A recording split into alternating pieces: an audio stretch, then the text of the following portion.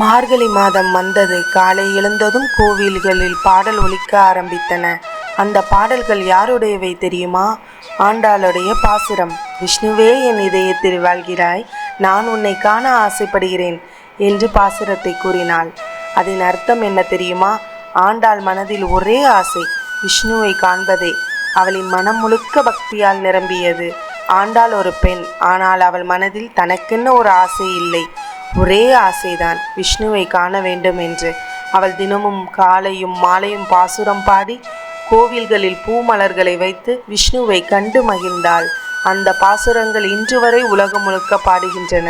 பாசுரம் வெறும் பாடல்கள் அல்ல, அது மனதை தூண்டும் பக்தி கதையும் நம்பிக்கை கதையும்.